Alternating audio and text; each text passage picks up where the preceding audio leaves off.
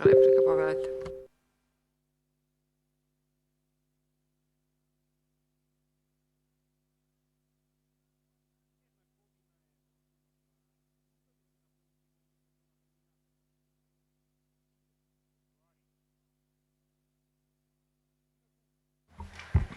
Благодарам, председателке. Колега Панчо Минов, ќе ви реплицирам само во делот во вашата експликација за образованието, за правата на децата, особено на оние инклузивен пристап и така натаму. Ако добро се сеќавате, кога разговараме за образованието и за инклузивниот процес, треба да бидеме фер и коректни и да ги цитираме речениците од извештајот на Народниот правобранител, што тој констатира врз база на представки од родители, од засегнати граѓани, така. И да се обидеме да не релативизираме. Но истовремено, мислам дека како долгогодишен пратеник треба да направиме и аналитички пристап на она што е наша законска надлежност. Да носиме закони. И да видиме што тоа ние тука кога сме го донеле, начинот на кој што сме го донеле, што сме дискутирале, особено опозицијските пратеници, се си има историја.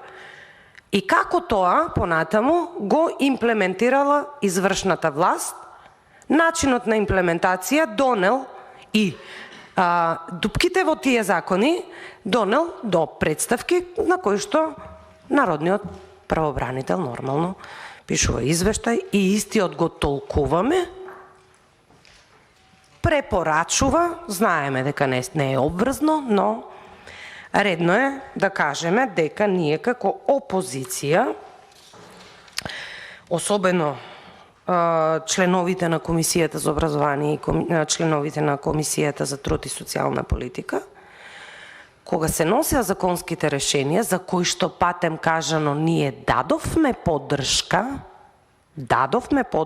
но предупредивме дека начинот на носење, брзоплетоста, сега сигурна дека тоа беа пиар напори на одредени личности кои што прво беа министерки за труд и социјала, па се префрлија во образование и направија ршуми во двата сектори, па сега видиме како следните ќе се снајдат, а вака како што почнале, бога ми, се послабо и послабо. Да се вратам на она што сакав да ви го кажам, на историјата на носењето на законите. Тука кога ги носиме законите, треба да направиме, како вели она, една свот анализа.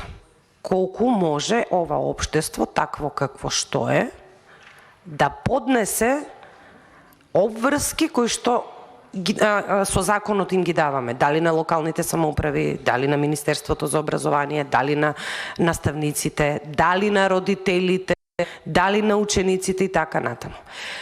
Се започна во делот за кој што вие се задржавте, за учениците со посебни потреби, со законот за инклузивно образование. Сите бевме за. И така треба, согласно Конвенцијата за права на децата, согласно сите меѓународни стандарди, да сите бидат вклучени во образовниот процес. Гласавме, но предупредувавме и тогаш дека Република Македонија сакате од инфраструктурен капацитет, сакате од наставен кадар, сакате од помагала, сакате од човечки ресурси, од било кој аспект сакате да разгледуваме, се уште не е подготвена да го направи тој голем, крупен, потребен чекор. И тоа го зборевме и го констатиравме.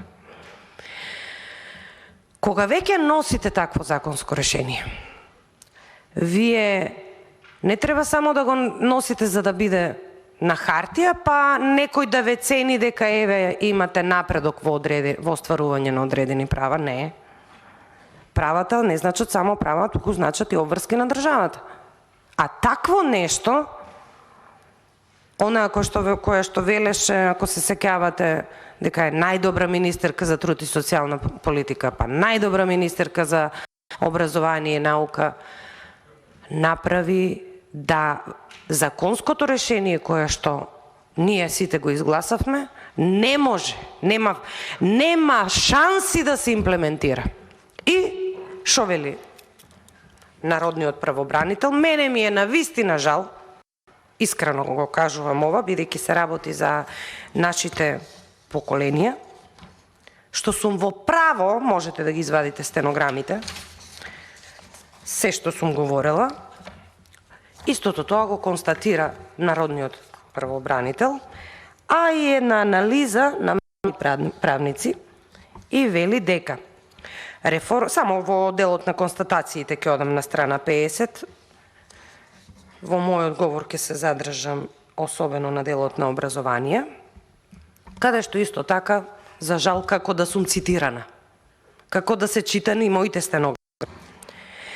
Реформите за осовременување на основното образование преку спроведување на дигитализација во наставата, ова не треба да го заборавите, господине Панчо Минов, затоа што многу добро знам дека вие се поддржувавте за концепцијата онака на ваш свој начин, со фина елаборација, релативизација на сите добри намери на министерката. Ама ете, тоа што ние како опозиција го говоревме, за жал на своја кожа го осетија сите родители, огромен број на родители, огромен број на ученици. И ако добро се сеќавате на моите зборови, главен мој збор беше дискриминација.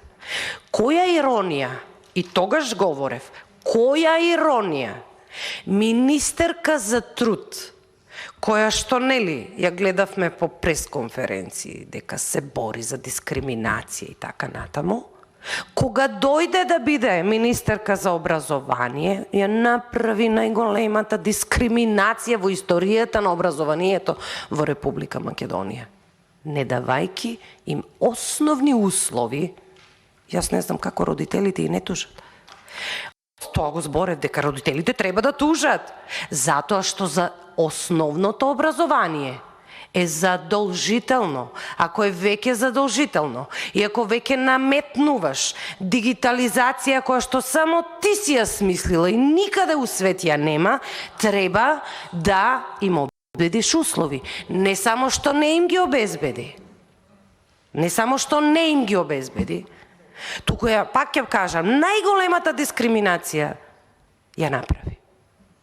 И знаете, тоа задира и во други сегменти. Фрустрации, прашајте ги психолозите во училиштата, кои работат со деца од социјален ризик, од семејства во кои што немаат финансиски средства да купат компјутер, лаптоп, било што. И, добро, и вели, па да, какви последици се тоа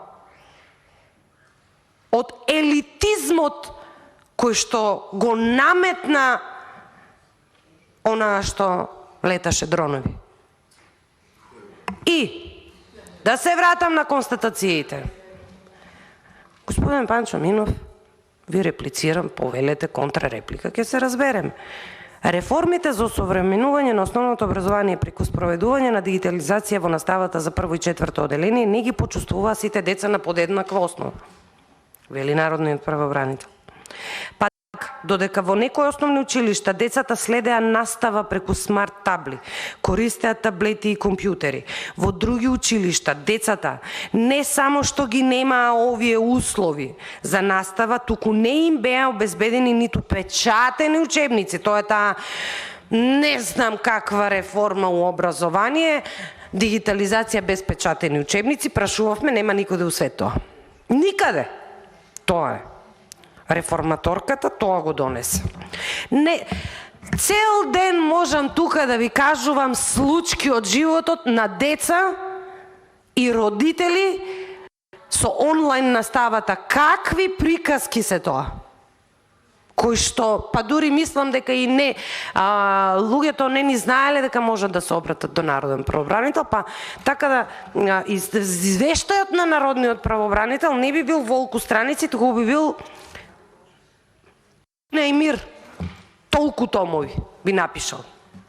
Книга Војна и мир. Услугата образовна и лична асистенција која е неопходна за квалитетно инклузивно образование на децата со попреченост се реализира оттежнато, а сериозен проблем представува недоволниот број на асистенти како и неинформираноста на центрите за социјална работа, па и родителите за начинот на обезбедување на ова право за децата со попреченост. Тоа го кажавте и вие, рековте дека не треба да се штеди. Сега, кога односиме закони и на крајот знаете, има фискални импликации, обично пишуваат нема. Го зборевме и тоа. Чекайте, вие кога носевте законот, во буџетот имаше ставка за асистенти? Немаше. Јас да ја следам таа проблематика и ви кажувам. Кога го донесоа законското решение, прво има асистентите, ги плаќаа општините без некој изврши обуки, некој не, по 7.000 денари. И како вие сакате да имате овај квалитетна услуга од асистент кој што е платен 7.000 денари? И тоа општините, таму кај што можеше да се, имаше општини кај што не може, нема средства. После го носевме законското решение. Прво беше законското решение во делот на труд и социјала. Прашувавме. Нека слуша народниот правобранител да знае тука како се носат законите. Така, преку трупа. Прво го донесоа законот во делот на труд и социјала. И рековме, чекайте сега, овие се какви асистенти, образовни, лични, каде ќе одат овие асистенти, колку ќе ги плаќаат овие асистенти. Се беше така, непрецизирано, законот мора да е прецизен. Затоа имате вакви проблеми. Имаме како општество вакви проблеми. Зашто се што ќе каже опозицијата тука, прво што не доаѓа министерот. Не, воопшто не доаѓа. Нема кој да слушне. А па овие од оваа страна, се што ќе каже опозицијата аргументирано, тоа се кога ќе дојде вашиот извештај, да релативизираат и да кажуваат, ворете, тоа се сложувам со колегата Панчо Минов што го кажува. Ама зошто дошло до тоа? И сите законски решенија кои што се носат на таков начин, нормално е дека ќе предизвикуваат штета и кршење на права. Јас пак ќе кажам, колега Панчо, главен збор мој беше дискриминација. И евеа дискриминацијата. Особено во делот на учениците со посебни потреби. И тоа е голем проблем. Еве констатира народниот правобранител. Имате различни ситуации во училиштата. Во односот со родителите, во односот на тоа дали некој родител сака да направи категоризација на здравствената состојба на собственото дете. Дали не сака? Многу комплексни и многу сложени се тие ситуации. И ние не можеме да ги покриеме само со едно законско решение, тоа треба темелно да се изанализира. Па ако сакате и јавна расправа да се направи, да се слушнат искуствата од родителите кои што имаат ученици, не може еден асистент да работи со 2-3 дета, не може едноставно. Природата на неговата попреченост е таква да не може, тој мора целото внимание да го обрне на едно дете. Тоа се, колега Панчо Минов, еве ќе скратам, гледам дека. Тоа се проблемите кои што како теници ние, кога ги носиме законите, гледате само да бидат донесени, најчесто по скратена постапка, А секој закон заслужува должно внимание и да се разгледа од повеќе аспекти. Сакате финансиски, сакате од човечки ресурси, капацитети, опременост и така натаму. Мојата цел била секогаш и е секогаш, кога ќе се носат законските решенија, добро е да имаме волја да направиме нешто во ред, но дали има капацитет и дали има финансиски средства? Нема. Дали се сеќавате кога се поминаа на онлайн настава учениците? Ја прашувавме министерката. Има ли за сите ученици смарт табли, има ли компјутери? Нема. Почна да се изразува, ако добро се сеќавате, и на медиуми во проценти. Па кажува 10%, па 10% од 200.000 ученици колку се. Ништо, колега Панчо Минов, или многу мал процент би имало забелешки во извештајот на Народниот правобранител, доколку ние како пратеници во нашите законски, во носењето на законите, не ги предвидуваме сите слаби страни, не ги зајакнеме, а вие како мнозинство да не ги гласате законските решенија така како што ги сервираат, да ја послушате опозицијата и фелата и да го видоизмените законското решение, па дури да им го вратите на владата, бидејќи еве до што доаѓа, до полни страници на кршење на детски права. Тоа ми беше поентата, почитуван колега Панчо Минов, во однос на секторот образование. Имам уште многу што да кажам и да зборувам, ама тоа ќе го направам кога ќе земам збор. Благодарам. Благодарам.